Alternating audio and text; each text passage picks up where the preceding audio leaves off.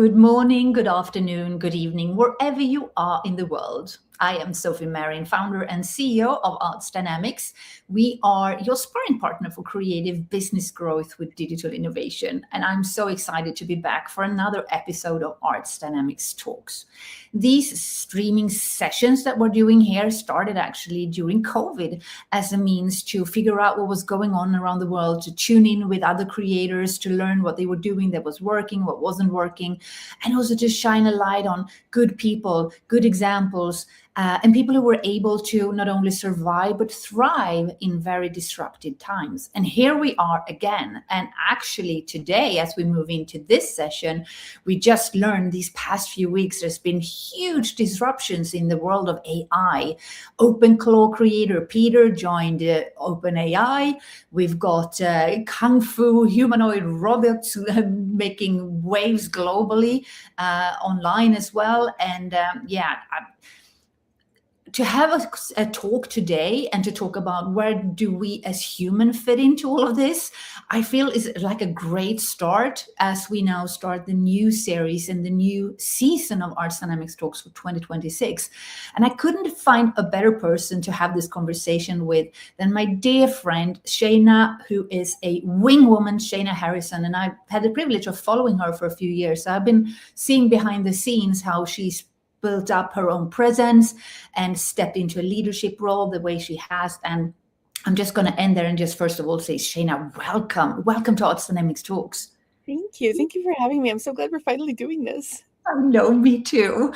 So for people who might want to find out more about you, obviously you have a huge network, but if there is anyone out there who doesn't know who you are or what a wing woman is, can you please shine a light on that? Yeah, absolutely. So I always joke, it's like I'm a recovering event producer turned professional wing woman. And to give a bit of a backstory, because it actually does have to do with AI.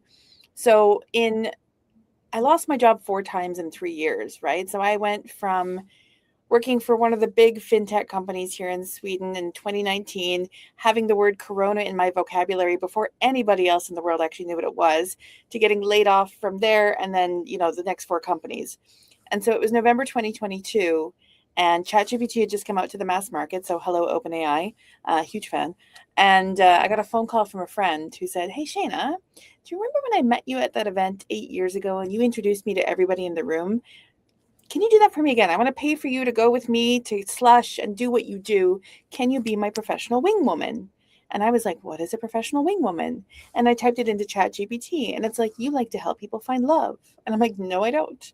But coming from the world of events and event production, and you'll know this, I mean, we were talking about this prior, but like when budgets are streamlined or cut, the first thing usually to go is the creative bits, right? It's the events, it's the arts programs, it's the whatever it may be, because it's the intangible, but it's the most important thing. So fast forward with a little help of AI, and again, I don't think I'd be here today because it helped me capture everything. I now run Wing People, which is a global collective of humans whose brain does the weird super connector thing, like, oh, you need to meet so-and-so. And we get hired to go to events with clients to basically make sure that they meet the right people. So we help accelerate business. So whether you're an event organizer or someone who attends a lot of events, we want to make sure that you get the ROI, but I say the return on interaction, not the return on investment. Those kind of go hand in hand. So that's the long, short story. I love that. Thank you for sharing. And I think it's so great. We also launched within Arts Dynamics AI for creators, and there's a lot of talk about the techie bits, including AI, robotics, and other things. But when it comes down to human connections and the trust that builds between humans, and as you said, rightly so, attending events, going out to network, find your way into new circles of friends and new business opportunities potentially, it is easier said than done. And I'm really happy that we're able to have this session with you. I hope that we have plenty of time to really dive deep into this, to have your take. Before we do, I just want to acknowledge people who are with us live, to just say hello, welcome to you too. So exciting that you decided to join us live. So feel free to just drop a comment in the chat, who you are, where you're from, what you're most excited about with this talk. If you have any questions for Shaena as well, you can just drop them there and I'll do what I can to include them in the live talk. If you are listening to the replay in a podcast version, there is is also on several platforms a comment section. So you can always connect with us there as well. So going back to you then, Shaena, there was something I actually would like to just talk about what led you to starting this in the first place. And the reason why I want to start there is because lately, because of all the disruptions we're seeing, I see more and more people either being laid off, having a hard time finding a job, and we're also hearing all these horror stories about people not being able to hold on to their jobs. So there's a lot of fear and anxiety amongst many, many people, not only in the creator industry, and they worry what will happen to me if I am being fired, if I am being let go, or if I cannot find a job that actually would hire me. And here you are, and you've had that journey leading up to where you are today, and now you are really thriving. What is your take, and do you have any advice for people? Oh, I have so much advice. Mhm. So let me back you up. So again, I'm an immigrant in Sweden. So I'm originally from Canada. I came to Sweden in 2011, pregnant with my second child. And for anybody who's not from the country that they live in, and you don't start with a network, it can be very hard. I always joke that, like, I say Sweden's like the mafia, but I'm changing it to networks are like the mafia. You need to know someone, marry someone, or murder someone to get in. But once you're in, and by the way, I haven't murdered anyone, but once you're in, you're in. And I think for anybody who is new to a new space, or career changing, or having an unfortunate layoff, or whatever it may be, the first time it happened to me, it was like PTSD, wasn't expecting it, like didn't know what to do, and I was lost, right? The second time it happened, I was like, well, again, like I wasn't expecting it. This is not what I signed up for.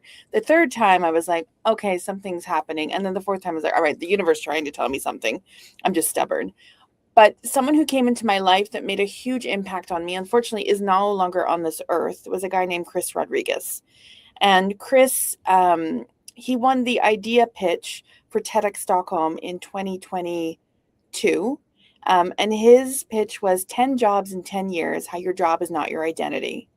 And so I was there the day that he won the pitch, and I used to work with TEDx Stockholm.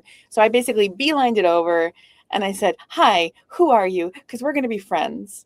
And I have a game that I play with people that I tell everyone about, the LinkedIn game, where when you're meeting someone, you have to guess how many connections you have in common. And the loser will buy a lunch or coffee, whatever it may be. But it's a really fun way sort of to gamify LinkedIn. And also, again, I can talk about that, but like a lot of people just go, let's connect on LinkedIn. And then you forget why you should follow up and all of that stuff. Anyways, Chris gave his talk in April of 2023. I recommend if anyone can find it. It is one of the most inspirational talks about understanding that your job is not your identity. And he became my accidental coach. And with him, I learned a lot about, first of all, if you lose your job, it's not your fault. Like, shame is going to wash over you. And there's a lot of regret, or what could I have done better? Was it me? I mean, you can be fired or laid off or whatever, and you can still have the same experience. And so that was one thing, is going like, okay, so let the shame go. And then something that he did was the 100-day unemployment challenge, because he was laid off somewhere. And again, what he taught me was talking about your failure in the public light. Now, for anyone who is not necessarily wanting to do things public, I totally get that. But for me, it was learning how to reframe a failure into a learning. And I think over the last couple of years, what you've seen for me is basically coming from this really like low place and like slowly building on and on and on, to the point then when 2022 happened, I had all of the tools in my toolbox to go, okay, let me explore the next option. So I definitely recommend to watch his talk. Yeah, thank you.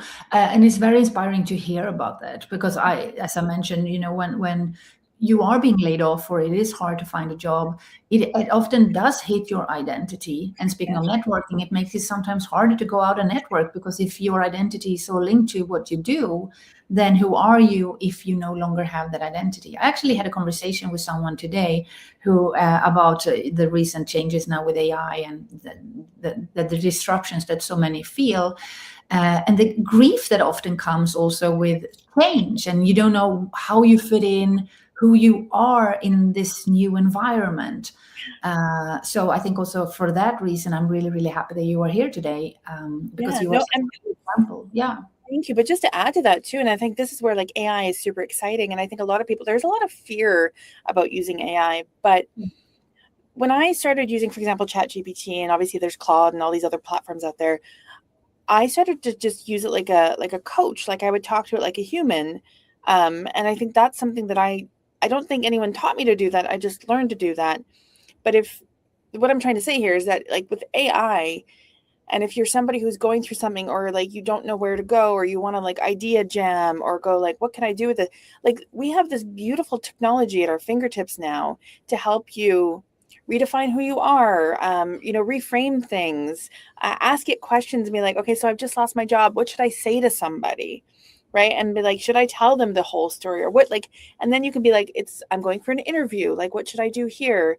So I think if you like, again, for one idea, if you use it as a coach, it's such a beautiful tool to help you get to where you need to go. But again, we still need humans at the end of the day, right?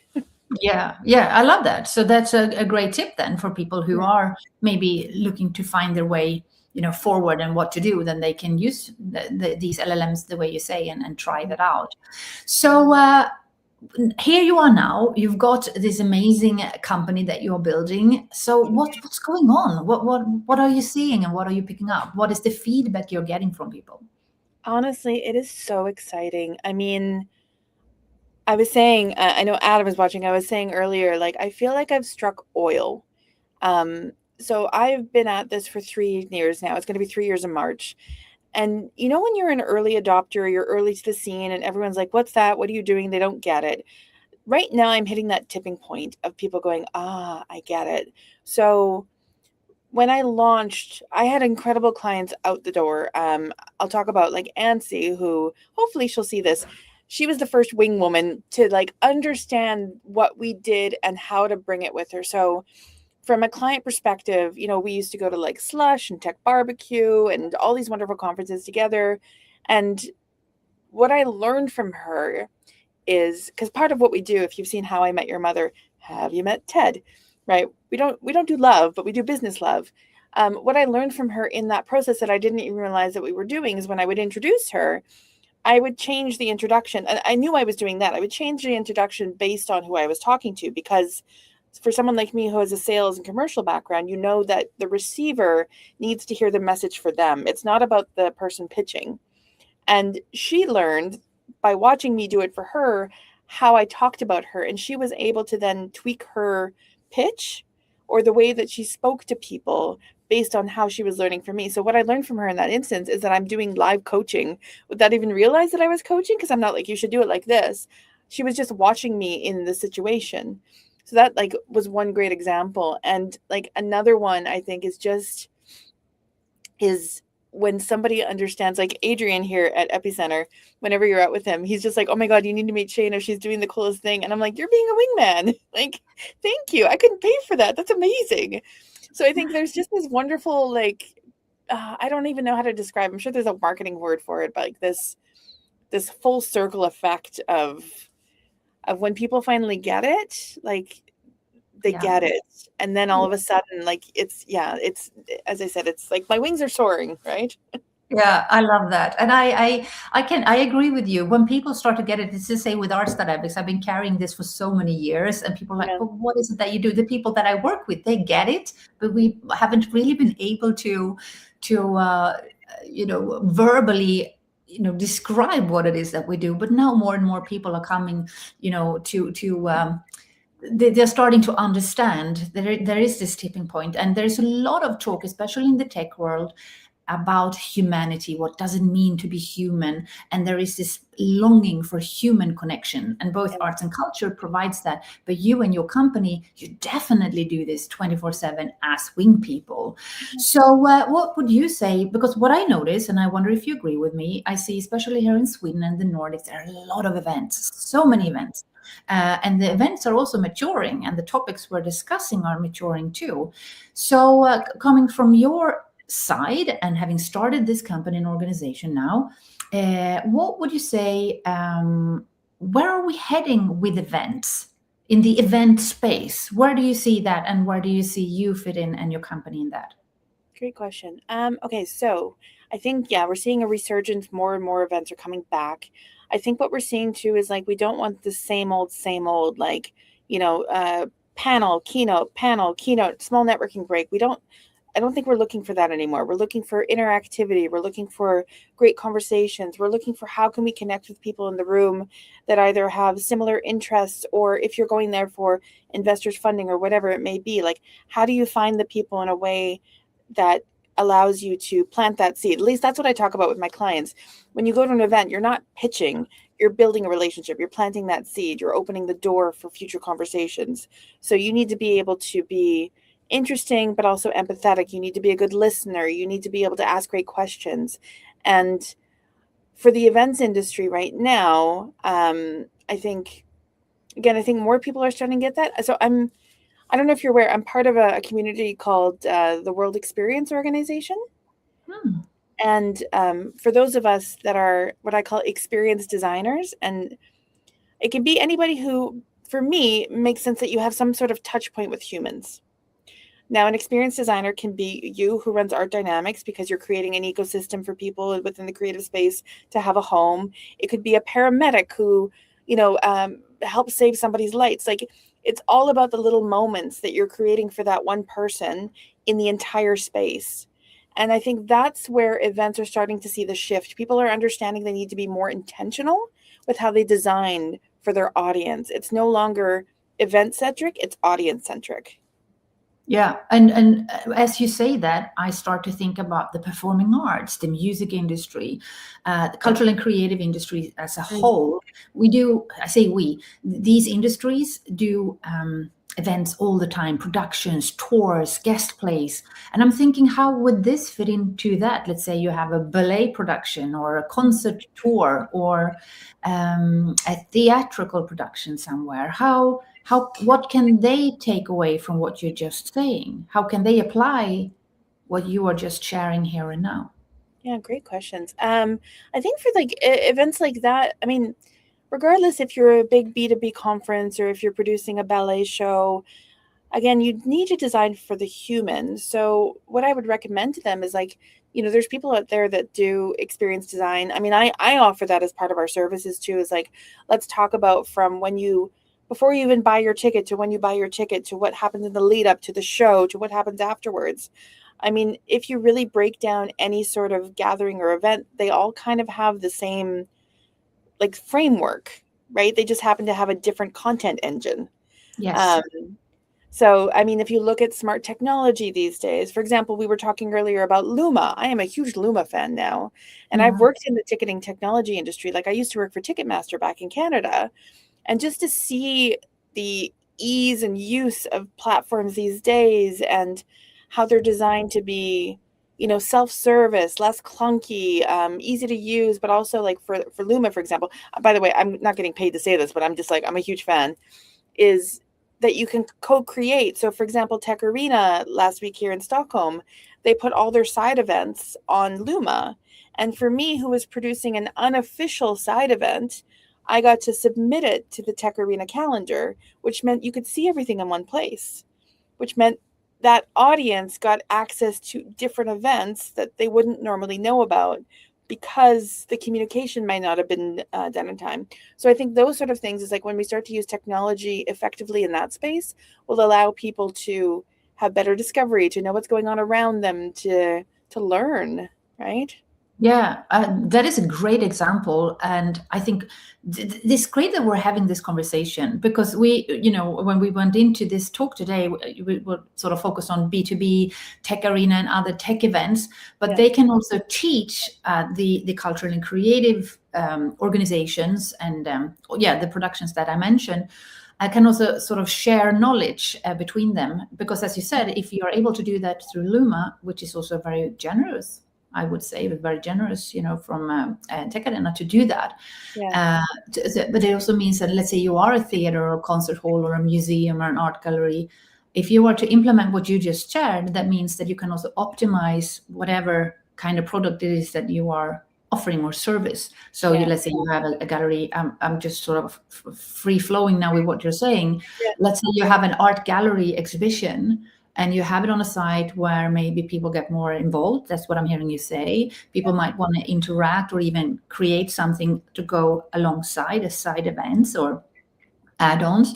Then if this performance arts venues, theater gallery, were able to incorporate that somehow the way Tech Arena did, then that could be a path to reach more audience members and maybe increase. I've never seen that I've never seen that before.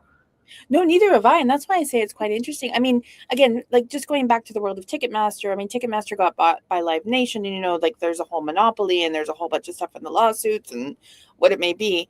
And I think when I go back, okay, again, I'm going to be talking about Luma, but like when I go back to, I'm seeing like this co-creation, like let's support the community, let's not close it off. And it doesn't mean that other platforms are not doing the right thing, but I don't think they've thought about the bigger picture of how do I make it, you know, more collaborative. So now I'm just going like, imagine the city of Stockholm had a Luma page, and then you could put all events. It's got a calendar. You could, I mean, the city of Stockholm would still approve or deny what should be on there, but it would make it much easier for like people to know what's going on in the city. You could do it at so many different levels, right? Like even for Epicenter could have all of their events on Luma and then decide which ones should be showcased. So, but I mean, it does also mean that other ticketing companies or other technology like this is going to potentially get, you know, sideswiped. And I'm going to say a company that I love, which is Confetti, you know, Stockholm born and bred, and, you know, they're amazing. The team behind them are amazing. You know, so actually maybe Confetti should do something like this and, you know, take market share, you know, because it's the same thing as like, you know, when Uber launched or when like Airbnb launched, you know, we're all ready for disruption. Yeah. So it's just a case of who's going to disrupt the next thing. Yeah, and this is not only abundance thinking, this is exponential thinking. It is about more blue ocean style. How can we make sure all of us rise together? Exactly. And I love what you're bringing to this conversation because, as you said, and even for our events, I'm again thinking out loud. We've got a summit coming up on the 19th of March. And we are moving to this Luma. Thank you for that recommendation. I had team members say that before, and you came in and you're like, Sofie, why haven't you moved over already? I'm like, yeah, I'm going to do that. So maybe then, because this is real time also for people tuning in, this is what we do. This is the whole gist of what we're doing here. We also innovate real time. So let's then set it up on Luma and see if anyone from the community wants to set up a side event or something to be added. Let's just try it out. So, okay. So if anyone here's what I'm saying, you want to be featured or you want to do something alongside our Arts Dynamics Impact Summit on the 19th of March, then reach out. And Shaena, we need to ask you then how to make this work, obviously. So it's quite easy. You just have like a master account platform. And then you send the link to the organizer, and then they just press a button and it's there. That's what happened with Tech Arena. I don't know the back end, but I assume it's super easy. Yes. Okay, cool. Well, I think so. Challenge accepted. We've now decided that. And Adam, who's listening, my team member, Adam, we need to set this up somehow. We'll figure it out. This is what happens in the world of tech and innovation, folks. We need to be fast and agile, but also the importance, obviously, is to have a vision of what we want, where we're heading, and why that is important.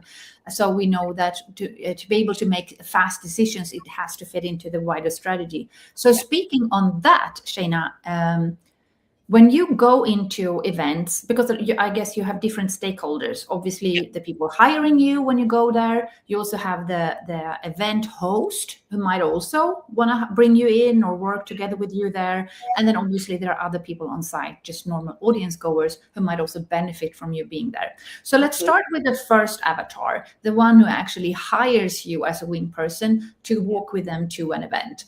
Adam says, I'm on it. That's excellent, Adam. Adam is from Hyper Island and he's super fast. I really appreciate that, Adam. So going back to your clients, Shaena, when they come to you, do you talk overall strategy and how this fits into a bigger picture, or how does it work? Let's pretend that I was a client of yours and I say, hey, can you help me? What would you do? Walk me through it. So the first question would be, okay, so what are you trying to achieve? So what are you trying to achieve? Oh, okay. Oh, yeah, I didn't plan that. Okay, so I am looking to connect with people who are at the very forefront of creative tech and business for impact. So, leaders, ecosystem builders, investors, artists, and creators who are incorporating tech maybe already as part of what they're doing. So, those kinds of people. And B2B. why do you want to connect with them? Because we're looking for the great examples. We want to learn from people who are actually doing it to see what's working. And we want to build this amazing community with brilliant creators and techies who want to come together to cross innovate and create solutions for tomorrow. Brilliant. So imagine we're going to your event on the 19th of March. So what we would do previous to this is basically sit down and have a kickoff meeting and go exactly these questions. Who are you? What are you trying to achieve? What are your offerings? And so forth, just so we can kind of get that sort of packaged. Depending on the event, are you going to have a networking app or anything to kind of give you an idea of who's going to be in the room that day? Yeah, we do actually have a Circle app for our community where we have a free tier and we've got our paid members. Brilliant. But for someone like you, imagine you're attending your event. Would Exactly. anybody... Yeah, so they could join the free tier. We don't yet have a networking app, the one where you can actually, like Brella or something like that, where you're actually setting up networking on site. Would love to do that. Yeah. So, okay, good. So, like, imagine you don't have a Brella, but Brella is a wonderful tech solution. And for me, like a networking app is basically, yes, you can book meetings, but most of the time, in my experience, people just send the same things, like the pitch slap message that they would send on LinkedIn. And if you don't know what a pitch slap is, it's basically that, hi, let me tell you all about me and let me tell you why you need to know about me and my service, but not actually talk about you. So that aside, imagine you have an event app that basically gives you a showcase of who's in the room. So then you and I beforehand would sit down and go, okay, let's take a look who's in the room. Let's see who potentially fits what you're trying to achieve. And then we're going to come up with all of the conversations with those people on why it's beneficial, because you have a solution for them. They have a problem, but we just need to get you two connected. That's one way. If we have no idea who's in the room, we still have that meeting and we go, okay, I know who you are. I know what your problem is. I know what the solution you have, da, da, da, da, da. When we get to the event together, this is where the wing person comes with you, right? And our job in that instance over the course of the conference is to basically try and help navigate and facilitate conversations, but also go, hey, have you met Sofie? She's actually doing this really incredible thing. I don't know if you know about it here at Epicenter. Like, in a way that is relevant to the person and the conversation and never feels like it's gimmicky or salesy. Right? Because again, you're just bridging gaps and you're like, oh, I just met this person.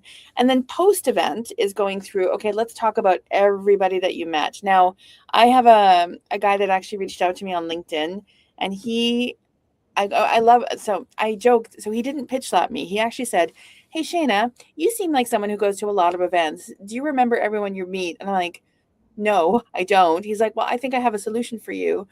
And then he sent me this thing, and it's called Linked Memo. So basically what I describe it as now, it's like an extra layer above LinkedIn. So I can scan your QR code. I can take a selfie with you, and then I can write a note to me. I'm like, met Sofie at, Arts Dynamics, the big conference. We need to talk about X, Y, and Z later. And then it'll go to LinkedIn, and then we can finish the connection. So for me now, when I go to all my events, I can turn on my event mode and be like, I was at Tech Arena last week. I did Super Connectors. I did, and then I can see all the people that I met. So I remember, especially for my clients too, oh, right, I met this person. I need to introduce them to this person. So I have both levels now, which makes it absolutely amazing. So that would be, I guess, the whole picture. But one of the beautiful things that I can never plan for, and one of my clients, we went to Slush together, Henrik, he's darling. I love him. I was calling him being like, okay, I'm in a podcast room and they need somebody with like, AI experience to come and talk. I think you should come. Like, can you come here now? And then he's bolting across like the Slush floor. And all of a sudden he's being interviewed on this really cool podcast. Or like, because I've been in this specific ecosystem for so long, I know people and I'm like, oh, it's like, where's the cool dinners happening? Because we were, for Slush, for example, we were 2.5 weeks before Slush. So we didn't, normally I'd be like, plan your events far in advance so you can buy like accommodation, travel tickets, but we didn't have that luxury. So I was able to get us a really affordable Airbnb because somebody had a leftover room that they couldn't use. We got us tickets to Slush, which seemed to be impossible. Again, just because I asked people in networks. Again, I can never promise these things, but I think that's also like the je ne sais quoi of a wing person is like you're working with somebody who's already embedded in an ecosystem, who already has a network in that specific vertical or that city and speaks all those languages. So that's kind of like the stuff I can never plan for, but I always joke it's like having a walking PR agent or a walking assistant with you. Like we do so much. Yeah, you do, but it's also leaning into your own genius. Thank you. You are already a connector. You're already Mhm. very good at this. And I'm thinking people listening also, just going back to where we started, where do we fit in? Where do I fit in? What is my next step maybe? Or as I'm developing my company, whatever it is you want to do, it's also really leaning into who you are when you are in your full flow. And obviously you are a super connector already. So you've been able to turn that now into a business. And as you said, this is very much needed. That can be hard. It can be hard to walk into a room when you don't know anybody, especially when you go to these big conferences or events, or even small ones, I have to say. You come in and no one is really looking after you. And someone might say hi, and then you're just left by yourself. And maybe people are standing in small groups. You don't want to interfere, or they don't let you in. They might see you coming, but they still sort of show you the shoulder or the back. That can be really, really, really hard. So what I'm hearing you say is, yes, there is a strategy, there is a plan, and then you plan the event accordingly for your clients. Going into the event hosts, have you worked with people who are organizing the events to support them on the ground? And can you give an example of that? Yeah, absolutely. Actually, I got really, really lucky. At least I think it's luck. So if you know Reuters, the news agency, they actually approached me on LinkedIn 2 years ago now, and they said like, we're interested in improving networking at our events. Love Kathy. She always feels so awkward. Kathy's amazing, by the way. And they said, they do X number of events per year. How would it work? So what we did, or at least what I did at the time, because at that time I didn't have an agency, just want to say I was really a solo wing woman, is to say, okay, let's sit down and let's design, what do you want to achieve with that specific thing?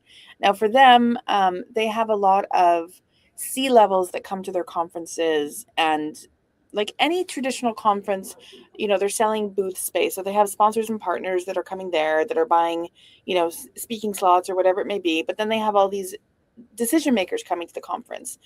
And so what we were able to do for them, or I keep saying I was able to do for them was design a program for the C-levels. So they would come and they would have a pre-meeting, because they're also there for a reason. They want to meet people within their industry. They want to also learn and go. And so for all of these people, I was able to design different programs, but they had meetings with me ahead of time. And then when we got to the space, they had a familiar face. It was kind of like a concierge service. But there was one, I can give you a great example. It was a pharma event.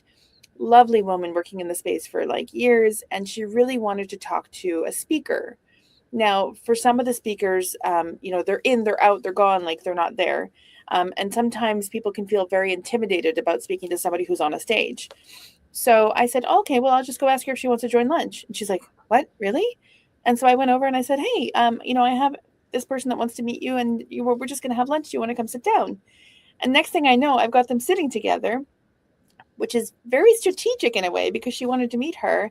They had a wonderful lunch together. And she said afterwards, she's like, thank you so much. Like the things that they were able to speak about. So again, I talk about these sort of moments, these design, like they're serendipitous, but they can be intentional. But if you have someone in your ecosystem, and there's great articles out there about like for event producers, how do you equip your team, your volunteers, your people to understand how to support everybody? And we do trainings for teams too, because sometimes they don't want to hire like the external team. They want to do it in-house, which is totally okay. But like, how do you teach people how to be wing people? How can you help someone get to where they need to go? And even though this is a company, it's a whole methodology too. Because I always say, like, every wing person needs a wing person. When I go into an event and I don't know who's in the room, I don't want to be like, hi, I'm Shaena. I'm a professional wing woman. Like, that's pitching, right? And so if you and I go somewhere together, we just do cross introductions. And that's the concept of wing people, right? Like if you can introduce somebody, and you don't have to know the person either, you just need to have context to be like, oh, we were just talking about this. I think this is really interesting. You really vibe on that. Like we're both talking about AI, whatever the topic is. You're then a conversation facilitator. And then at some point you probably go, actually, I'm going to, as I always say, I'm going to love you and leave you. I have to go do this over here, or whatever it may be.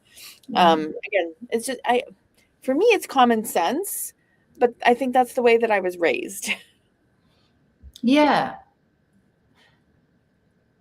We've got amongst our members, we've got the Riksteatern, the Swedish National Touring Theatre, we've got the Theatre Guillotine, we've got plenty of cultural workers, both organizations, museums, theaters, in the music industry and others.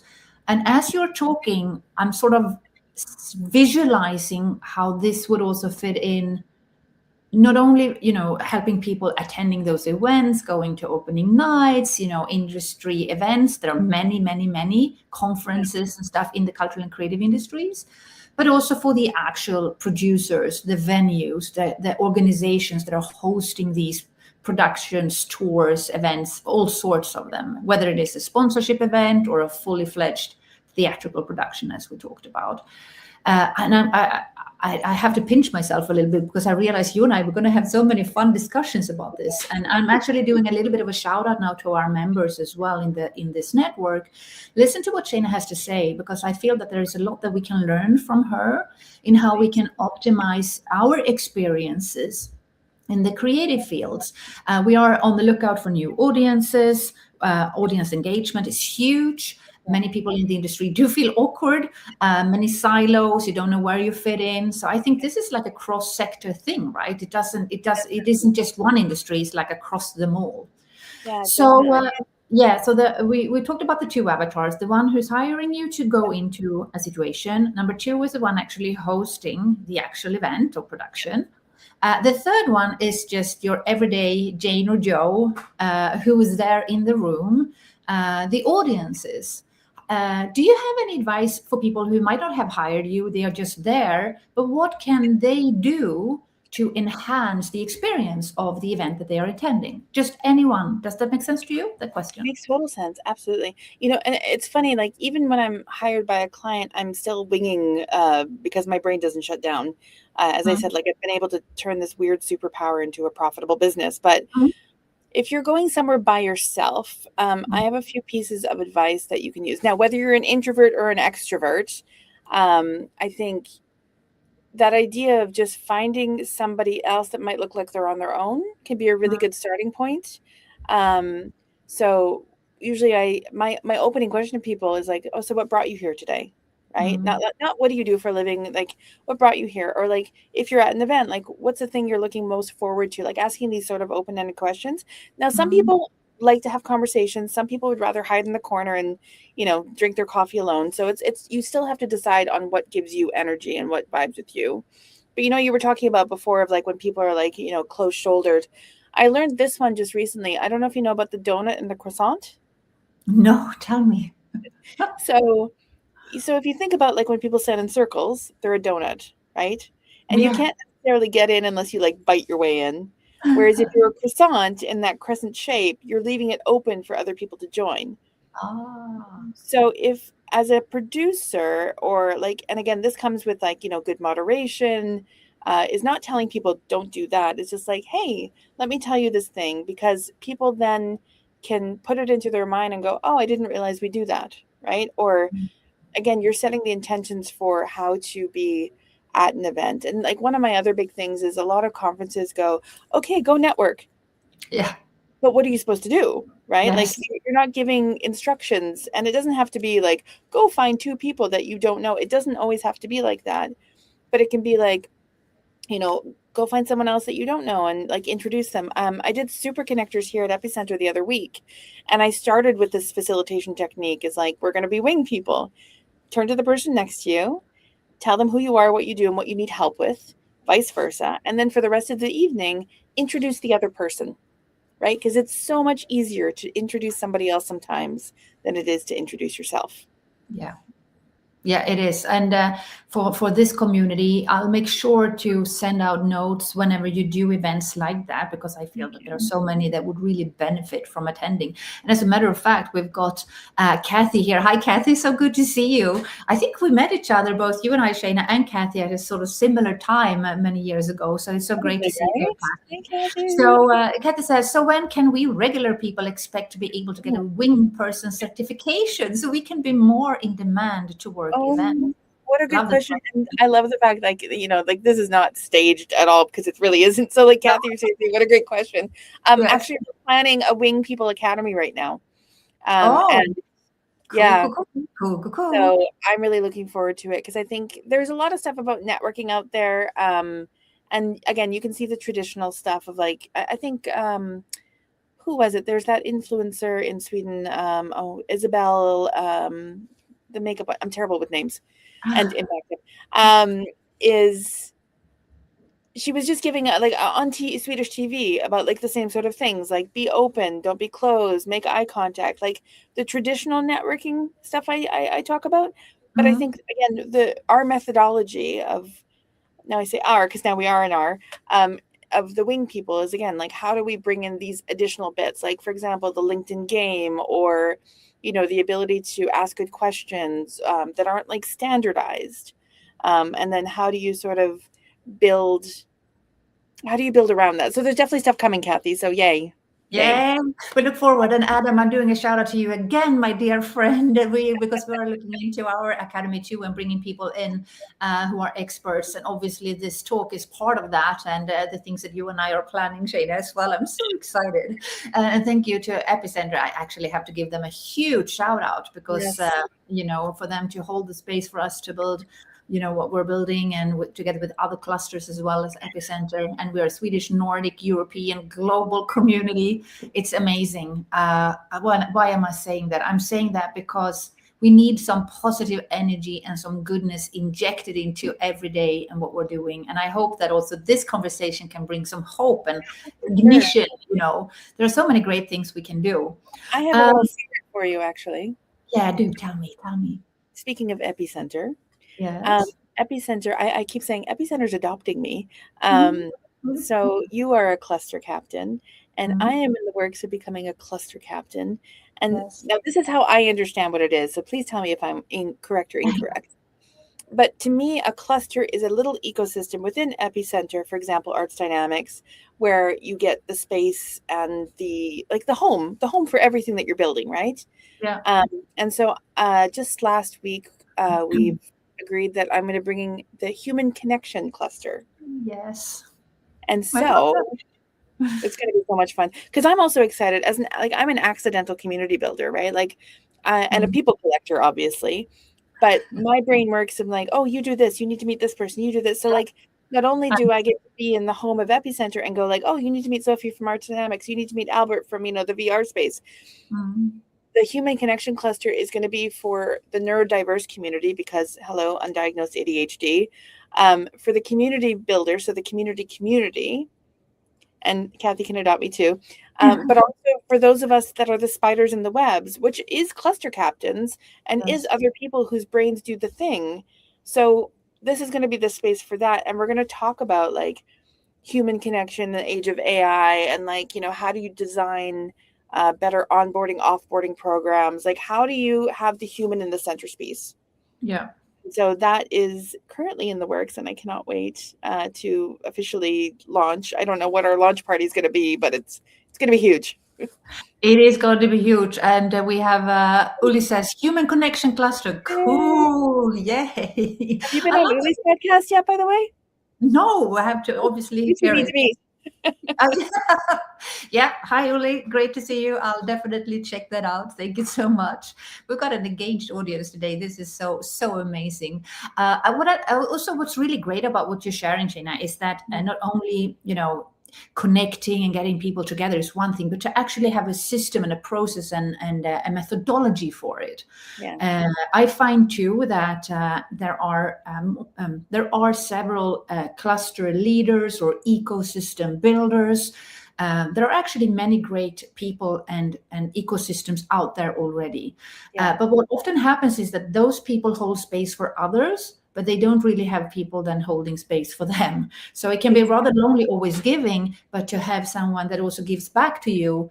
Obviously, there's a lot of sharing and supporting, and also within the communities. I'm not saying that. But what you are doing to be able to help put this into, again, to optimize and to maximize and to streamline the human part of it, I think that is brilliant. The timing is. And again, exactly what you're saying. We can learn from each other. And just like, for context, is that we used to, way before COVID, can't remember, we used to have, and I think Kathy, you were part of it. We had the community meetup. Odd name, but I think you get the point. But we used to have a dinner once a month, and it was for those of us in the ecosystem that were producing events, basically to talk about, like, okay, so what's happening in your world, and almost like a gathering for all of that. But I would always joke, one of our biggest challenges, the thing that always came up at every event, was how do we get a global events calendar, right? Like, and I'm like, oh my God, now there's, again, I'm going to go back to Luma. Imagine if everyone used Luma. So I think we saw that. So I'm going to shout out to Jason Dainter, who used to run Upstart, because I know we'd always joke on the way home of like, where's the calendar? And I was like, we can build one, but this is before AI, right? Yeah. And like, now we can. Yeah. And speaking of AI and humans and human connections, here we are using these digital innovation tools. AI is brilliant in many, many ways.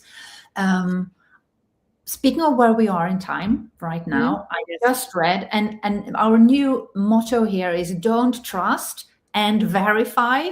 So please take what I'm saying with a pinch of salt. I did read, I need to triple check if this is true, that Meta has now applied for a patent that their AI will be able to replicate us when we are dead and just scrape all the social media platforms and then just continue, carrying on our personas after death. They also, according to the sources, say that they would never do that, but there appears to be a patent. Again, disclaimer, this could be fake news, but I'm putting it out there from a human perspective and us giving so much information to these apps. We add, and they know so much about us. Shaena, what do we do then if something happens and then we keep on living, but in sort of a digital avatar form? I don't know. So let's bring this back. Like, so as someone, for those of you who might know, like, I lost my mom in 2024. I'm gonna cry now, but I can't imagine her being a digital. I'd love to have her, but I couldn't imagine her being a digital avatar. That would be weird. Exactly. Right. So I don't understand if they're doing that, why they would do that. Yeah, me neither. We need to keep an eye on that, folks. If anyone listening here knows more about that, please let us know. And thank you for being so vulnerable and for sharing. So sorry about your loss. No, but if I can, I'm going to give a shout out to my mom. My mom was the original wing woman. And, again, for those who know, she started the first Make-A-Wish charity in Canada. So I grew up in Winnipeg, Canada, but like with the most random life. Like Wayne Gretzky, the great, was her first wish ever granted. She stood outside the Winnipeg arena because she had a boy with cancer and he wanted to meet Wayne. And she basically got a letter into Wayne's hands. Later that night, he called her. Everything was arranged. And that was the first wish out of hundreds granted. And I think the reason I'm a connector today, the reason why I am who I am, is because I saw it, right? I learned it. And she did it with grace, and it was a charity, right? So, sadly, when my mom passed away, she died a broke philanthropist. And so, meaning that, all of these, she left a beautiful legacy. And actually, when she knew that she was going to pass away, so it was December 2023, she got the call that her cancer was terminal. My mom instead decided to use her death for good. And she launched a charity, so together we did a GoFundMe to raise as much money for the charity she started back in the 80s. She left in the 90s. And I got her on because, again, both of us are connectors and I want to say hustlers, but got her on major news, TV, radio, and everything. And the goal was to raise 60,000 Canadian dollars. We made it to 15,000 before she passed away. It's still open to this day, this charity. But that was my mom, right? She was like, what can I do to help somebody else? Yeah. Right? It's not about what's in it for her. It's like, how can I leave something for somebody else? And I think, again, that goes back to why Wing People is obviously this is a business. Obviously we make money, but ultimately I want to make sure that people are helping other people. Yeah. And the better we can do that, I think, again, the better the world will be. I know that sounds like let's solve world peace, but we can really help each other. Yeah. Yeah. The decisions we make today impact tomorrow. Yeah. So be kind, right? Yeah. Yeah, exactly. Often we are stuck in the past, worried about tomorrow, but we fail to actually live in the present moment. Mm. And on that note, and again, thank you so much for sharing. Thank you. I'm thinking on top of my head too, we should actually bring this into, with Arts Dynamics, we've got cultural firewall, which is all about safeguarding artists, creators, humanity as we move into tech. Because we do innovate with tech, and we want to help artists and creators, to monetize using all these new technologies. But we feel it's really, really, really important to add a cultural firewall layer to it too, not only to support the cultural and creative industries, because they also build identity for a society, for a country, and in the geopolitical environment we're finding ourselves in, it's really important to have that resilience. But it is also from a human aspect, when we, as we talk today, when we are using these tools and we are, using them as coaches or mentors, and we are asking questions and we're networking with other people and sharing a lot of information. If anything was to happen, like the example I mentioned, who looks after our interests then? And what can we do now to protect ourselves in the best way possible? So I guess what I'm trying to say in many words is, Shaena, can we please continue this conversation after this talk to see how we can bring in, we've got cybersecurity experts and other people there, and I think we need a human expert and a wing person to help us wing. I would love to. Whatever you need, I'm always a yes. I think, and also, again, I'm going to point at Adam because I just see him on the chat, but he was mentioning to me before this is that Ireland's come up with and Adam, correct me, it's a grant or like a minimum living wage for artists. And I think that needs to be embedded in ecosystems all over the world, because not everyone who does something creative has a monetary thing behind it, right? Like you're building culture, you're building arts, you're building community, you're building this.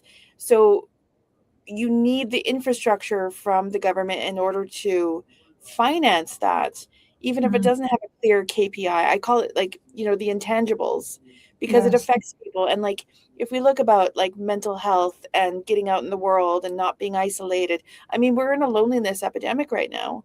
Right? We're on our phones and all of this stuff. It all goes together. And I think, as I said, when we are able to bring all of these people and decision makers together, but from different perspectives, then we can start to actually enact change. Yes. And it's both in-person events and in-person connections, but it's also hybrid and digital and virtual connections. So we haven't even, started talking about immersive experiences and immersive events. When we move into that more and more, which we are already, we did at Folken Kultur. Kulturlyftet is also a member of Arts Dynamics, and we have the largest cultural political convent a year in Eskilstuna every February. And we actually did a cultural firewall session together with our cybersecurity expert Hanna Linderstål, where we talked about the technologies. We were how can I say, role playing what it would look like to plan a cultural festival, an outdoor culture festival. There is more and more talks, how to bring cities into the cloud, to create digital twins of cities and of creators and audience goers. And I'm thinking, as an extension of what we've talked about today, that we also need to bring your perspective and your expertise into those kinds of conversations, because again, human interaction, but when it's being recorded and monitored, but we still want to have the connection. It's like it's happening either way. So it's like, how can we surf the waves and make the most out of it? So I'm seeing here, Adam kindly added, regarding Meta digital cloning us, it says the source was Business Insider. Thanks, Adam. And it says the company was granted a patent in late December that outlines how a large language model can simulate a person's social media activity, such as responding to content posted by real people. The language model may be used for simulating the user when the user is absent from the social networking system. For example, when the user takes a long break, or if the user is deceased, the patent says. And Arts Dynamics talks on a weekly basis. That's why we are here. We want you to be the first to hear the latest. We want to bring on the change makers and the movers and shakers at the very forefront of where we are right now, including Shaena today. So I'm hoping that this is of help and value. It's a bit scary, and at the same time, we just need to roll with the times and do what we can. Shaena, well, for you, it's like creating the safe space to talk about it, right? Exactly. To have an open conversation. I have a question for you. Since you have your wing woman with you, and I always say, like, how can we support you right now with Arts Dynamics? What do you need from the community? What can we do for you? Oh my gosh. Thank you for asking. I think this is about us together. What helps us is just if people find value in these talks, in our meetups, in the membership, the cluster membership, advisory, coaching, lab, whatever it might be, we're just super grateful for help to spread the word so that more people know that there is a space for creators to meet across sectors. A safe space, as you said. So I would just be super grateful for help to spread the word, I think. And if people then want to partner up with us or even, chime in some funding into it, we do have applications open for sponsors and partners to apply to work with us. We are very selective, who we work with, because we want to, we have a very strong sort of code of conduct, or like Bushido core values. So we want to make sure that. Here's my wing woman question. Do you have a specific sponsor or partner that you would love to get an introduction to? And I'm not sure who's watching now, but maybe you want to say their name, and then maybe somebody in the network can help. Maybe I can help you. Maybe somebody else can help you. Oh my God, I did not expect that. Adam, help. That is a good question. I tell people that I coach that they need to be ready with their elevator pitch. I realized that I wasn't ready for that. If you would have hired me for a wing, then we would have been all strategic here. But this is absolutely not strategic. No.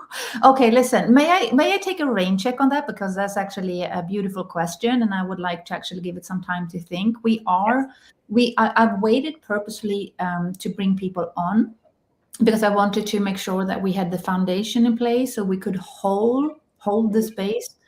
So when we scale, we actually have a solid foundation and a structure that we rest upon, and have really great people in leadership, great people on the team, great community. And I feel that we are there right now. We actually do have that in place now, and we are literally just now opening up the doors to scaling. So if it's okay with you, I'd love to actually have a little bit of think outside of this event, think of it. And if anyone listening says, like, actually, we want to be part of this, let me know. Exactly. I see Adam saying 3 legs. That's all I see. Oh, 3 legs. Are you talking about that we've got the coaching, advisory, and mentoring and academy, Adam, which is the 1 leg? The 2 is the cluster leg, and the 3rd is the creative lab. Are those the ones you're mentioning? I love you're able to sort of jab. It feels like I'm having someone next to me in the studios. Yeah, so we do have that. We have both the academy, obviously, where we can partner up with people to deliver content and come in as experts. We do have the cluster where, like now, we're working with real estate and property developers for culture-driven urban development. We're working with Immersive Sweden when it comes to immersive experiences, the AI cluster, for the human side. And also the creative lab, where we're looking into, would love to find connections in humanoid robotics, would love to find experts in Bitcoin, and also cryptocurrencies would be great, and how to build decentralized platforms for artists so we can protect free speech, artistic freedoms. That would be awesome. I'm just going to say this just for the record. Like, every time I hear crypto, I go, red flag. So Yeah. I need to come and like teach me where like, because I think crypto and Bitcoin got merged. Anyway, I'll leave it at that. Yeah, and I'm throwing it out there to say we need to pay a little bit of attention to what's going on in that field, especially with the rise of AI agents, because they use digital currencies when they purchase stuff, sometimes without the permission of their humans. So we need to be on top of that. We definitely need to have a deep dive on this. And Adam says, haha, I started to write different possible connections and started with 3 legs, but sent it away too early. That's so great. What an amazing call. It's time to sort of wrap up, and we've had an amazing crowd joining us today, very active feed. So first of all, thank you to all of you who've joined us live. If you are listening to this replay, I'm just going to again say, please let us know where you're tuning in from, what you're doing, why are you here, and just share. How can we help you? I think that's how can we help you? How can we be your wing person? How can we be your wing person? Exactly. Let us know how we can help you. And also, if you have anything you want to add to the community, what are the opportunities that you would like to offer? Sometimes that could be, it can go both ways. Exactly. That is so fantastic. So sort of final words as we're coming down to sort of the ending of this talk. I could do this for hours with you. Is there anything I haven't mentioned or anything I haven't asked? Great. As I said, you've done absolutely amazing. I'm just going to add one thing. I think, you said at the beginning that you've seen me like flourish, but I've seen you flourish too. I mean, you and I met all those years ago, and just to see where I always joke, like started from the bottom, now we're here. Yes. But you've also gone through a very similar journey, and I don't know if anyone's interviewed you about that yet. So maybe we should do that in the future. Oh my gosh. Yeah, whew. Yeah, it's quite a journey, And finally, is there anything we can do to support you moving forward? No, again, the thing I always say is say my name when you're not in the room. And that goes for everybody. Say somebody's name when they're not in the room. And your reputation is everything somebody says about you when you're not in the room. So all I hope is that I've left you all feeling good, and and you feel like, that you want to do this. That's it. Oh, I love that. And I'm going to add that to my ask as well. Once it's yes before. That's exactly to feel safe when you're not in the room, and to have people vouch for you and to endorse you or to connect people with you.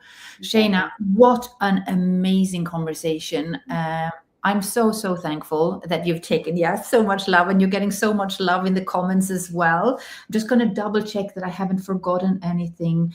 If people want to find out more about you and your company and how they can hire you, or just book a session with you, your academy that you mentioned, where do they go?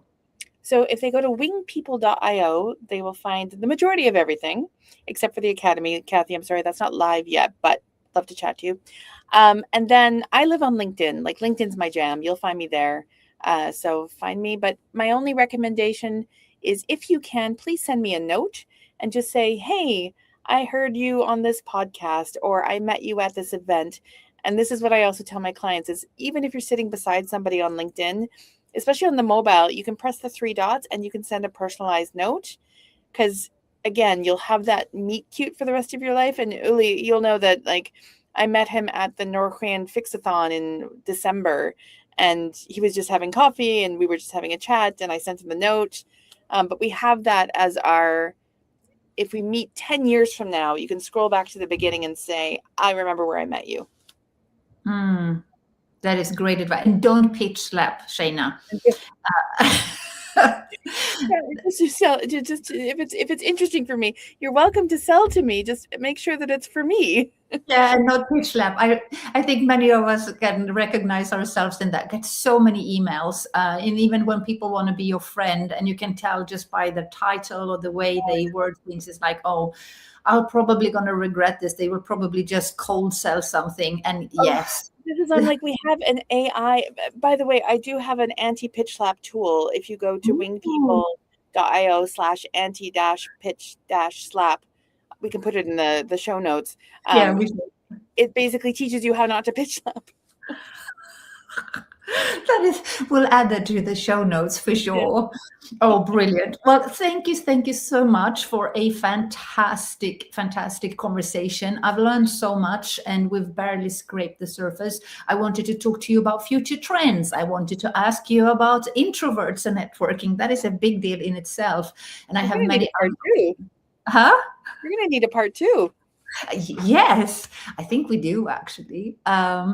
If you sorry, he missed his name.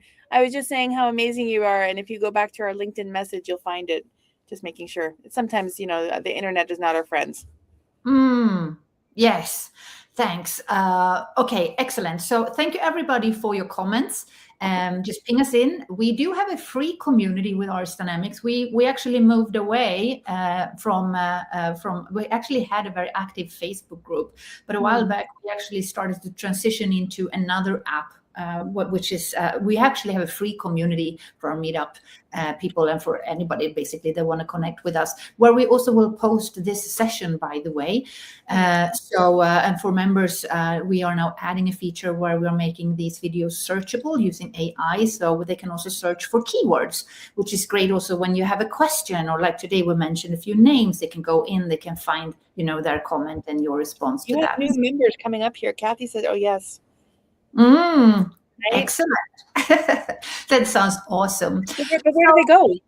I'll put the link in the show notes too. You can go to our website, Arts Dynamics. You're so good, Shaena. You sort of throw it back all the time. You go to our website, artsdynamics.com, and we actually do have a section that's called Community. Right now, I think it's below the About tab. We are making some changes to the website to make it even easier to log in.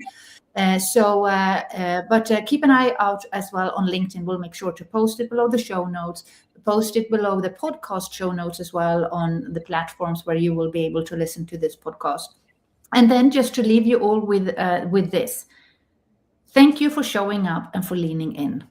We need you. The world needs you. Right now, we are at a tipping point. I wholeheartedly believe so. And it is more important than ever to take responsibility for the energy that we bring into a room and to ask not only what others can do for us, but actually what we can also do for others. And I think this conversation has just been so beautiful in the sense that you've been able to shine a light, Shaena, on how we can do that.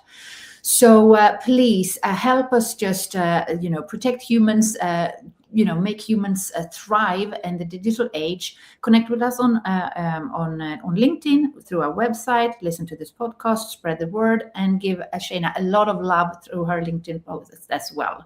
So yes, with that, shall we leave it at that? And welcome back everybody as well next Thursday. So every Thursday we go live between 12 and 1 Swedish lunchtime, and then you can always listen to the replays as a podcast. Shaena, thank you so much for joining us today.